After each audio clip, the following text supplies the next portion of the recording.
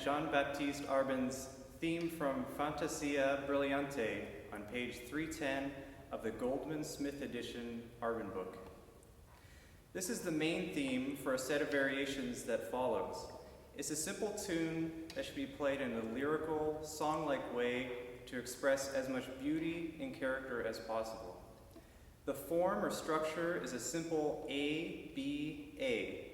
The A section is measures 1 through 8, B, a contrasting section for measures 9 to 16, and measures 17 to 24 is a return to the opening A section. The expression marking at the top, andantino, indicates the style and tempo. A little quicker than andante, a brisk walking tempo, flowing and graceful. Literally means going.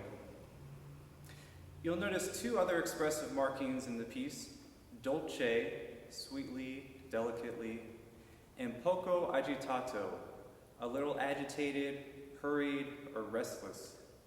They help indicate the character of the piece. The A sections are marked piano, but we must take this dynamic suggestion with a grain of salt. Don't play so quietly that you let the tone or response suffer. Try to play or think of your sound perhaps in the distance to help achieve the fullness of tone while maintaining a comfortably quiet dynamic. The B section is mezzo forte, and it should be quite a dynamic contrast. You'll notice some ornaments in measures 1 and 3, and later 14, 17, 19, and 21. These are suggested ways to make the melody a little more interesting. The grace notes in measure 1 come before beat 4, and the symbol in measure 3 indicates a 4-note turn. Adding 4 notes, D sharp, E, F, and back to E, in between beats 3 and 4.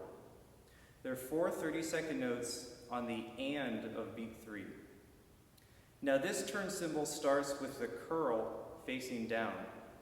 That means that you should start below the printed E first on the D sharp. The sharp symbol printed below the turn symbol means that D should be raised by a half step.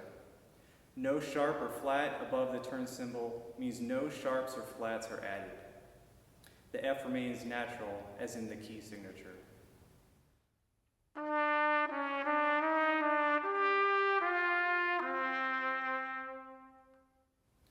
In traditional aria forms of the Baroque period, ornaments are only heard during a repeated section, like measure 17, the A section, in order to spice up the return of a passage. However, in Arban's music, it is perfectly acceptable to play the ornaments printed on the page both times. It is worth considering how the repeated A section is different from the opening section. This Arban book has a wonderful guide and exercises on ornaments starting on page 87. I highly suggest you check it out. Measures 7, 15, and 23 have a cadenza-like quality to them, and you should stretch the time just a little bit to make them feel a little more free. Bar 23 should be played the biggest and freest to show the finality of the piece.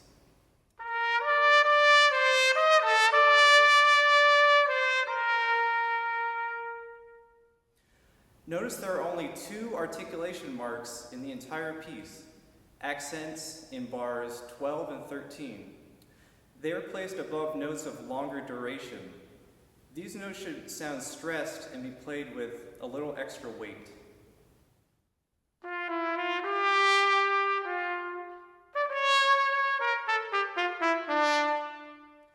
The 8th notes in bar 13 can be played with a little extra articulation, a harder front to the note, to show the agitated or annoyed character of the B section.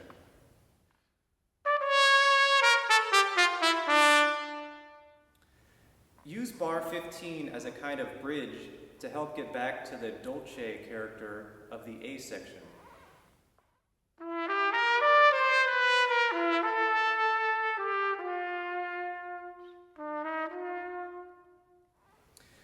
Practice with the metronome and even record yourself with a metronome. You will quickly notice your tendencies, whether it is rushing or dragging. And lastly, listen to the great singers of Italian opera arias, from composers such as Rossini, Donizetti, and Bellini, in order to understand the style of music making better. There are plenty of quality videos on YouTube to learn from. Thanks for watching. You can visit us at axiombrass.com for more videos like this, and don't forget to subscribe to our YouTube channel and Facebook page.